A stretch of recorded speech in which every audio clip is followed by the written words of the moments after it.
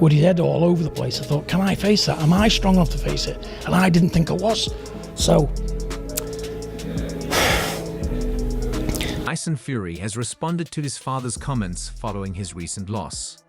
In the lead-up to this fight, John Fury had taken on an unfamiliar role, one that surprised both himself and everyone else.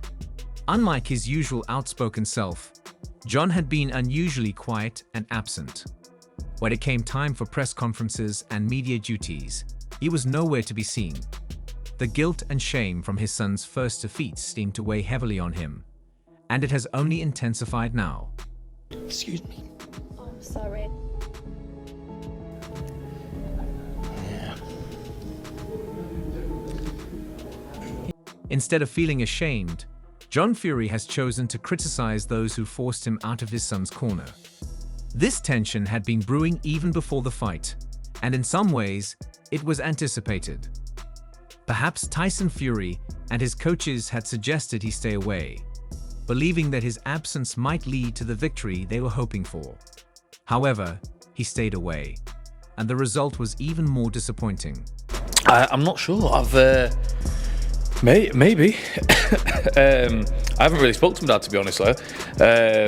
As a result, John Fury's initial reaction was to criticize his son's coaches and other boxing professionals who had been calling for his removal since the incident in May.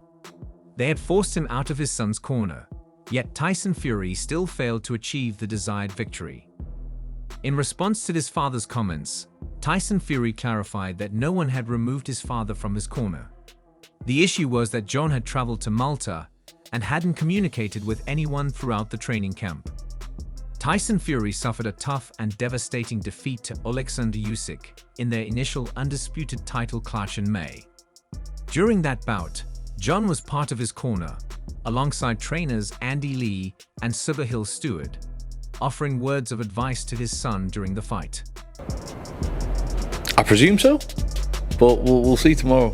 Yeah, we'll see tomorrow. I take it that means he's not in the corner, or I suppose we just don't know. I don't think so. Yeah. Unfortunately, John Fury's presence didn't help Tyson overturn the narrow margins of his defeat, leading to widespread criticism over his close involvement in his son's camp. Fast forward 6 months, and Fury Sr. was notably absent from all media events for the heavyweight rematch, including the press conference and open workouts. His absence was particularly noticeable given the havoc he caused in the build-up to their first fight, where he headbutted a member of Usyk's team. As the rematch unfolded in the Saudi capital, John Fury was nowhere to be seen. He was not in the corner, having been removed to allow Sonnen Stewart to take a more prominent role. To your wife or your children for the last 3 months, you are really concentrating on this match. For sure, I won the victory very bad. Publicly, ringside with other members of the Fury family present, including his brother Tommy and wife Paris, they'd witnessed Tyson fall to a second defeat at the hands of the magnificent Ukrainian. Usyk outboxed him once more, securing a unanimous decision triumph. Many had suggested that Fury Sr. was a distracting presence in Tyson's corner during their last encounter, where Tyson narrowly lost by split decision. Tyson felt he had done enough to win, acting on the advice of his corner. But this time, with his father absent, the result was still a disappointing defeat. You can be a part of them all this time for the match. It's difficult, but a man's got to do what a man's got to do. Do you think that However, his noticeable absence was clearly premeditated, as Tyson Fury had taken time away from his family. The British heavyweight spent months in a training camp in Malta, cutting off all communication with his household, including his wife, Paris. When asked about the conditions and his relationship with his father, Fury responded, "Like I say, I've not spoken to anybody. Shane's been with me the whole camp.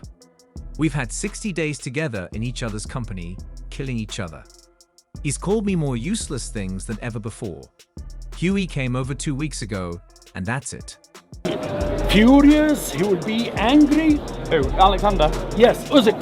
No, he won't be furious. He'll be okay. You will be furious. I've not spoken to anybody. I really haven't spoken to anybody. I've just been focused on the fight and doing my job, you know, being in camp. I was in Malta. The weather was decent and dry. We had good facilities and everything. My routine was simple.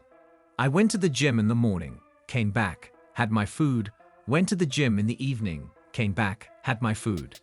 Then I'd watch TV, go to bed early, wake up early, and repeat. The only times we left the camp were to go to the gym or to attend church on Sundays. That was it. See, I thought he was better than this. I used to view Tyson like as a fellow genius. That's how I would talk about him. Interestingly, this was Tyson Fury's response to his father's claims. While much of the world turned against John Fury, there were a few who chose to stand by him. Many in the boxing community blamed part of Tyson's loss on John Fury due to the chaos he created in the corner during the fight. People claimed that John's screams may have confused Tyson, leaving him scatterbrained during the bout. This led to the announcement that John Fury would not be part of the corner team for the rematch.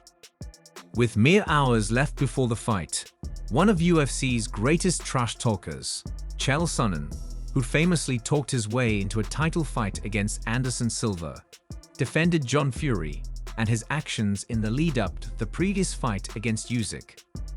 Tyson Fury has left behind the old man, Sonnen said, trying to justify John Fury's absence and the changes in Tyson's preparation.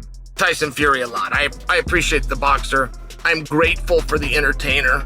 The entertainment side of Tyson is something that I feel people should say thank you for. It's not included in your pictures. It's in your pay-per-view buy. Now he's in a back and forth with John Jones.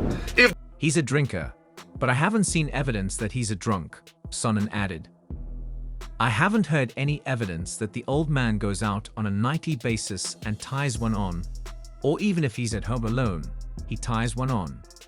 John Fury's antics before his son's fights have been on display for fans to watch.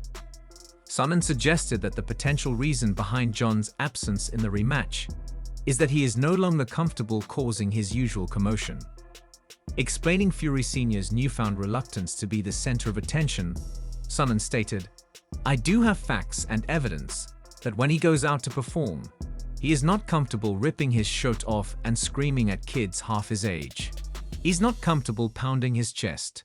Before he takes him down and beats him up. The difference is, while they're standing, even for those brief exchanges, much like he did with Cyril Gane, John will beat you up there too. John will beat you up in every single position." Before the first fight between Usyk and Fury, John Fury had headbutted a member of Usyk's team, which left him bleeding from his forehead. Despite this, Sonnen believes that John engages in such antics to put on a show, generating interest and drawing attention to his son's fights. He understands the importance and success that these actions can bring to his sons, Sonnen explained. He's just trying to support his sons, so on those occasions, he'll often have a few shots before he performs, Sonnen claimed in his YouTube video. To come in at a certain weight. I only want him to weigh whatever makes him perform the best. That's it. It's that.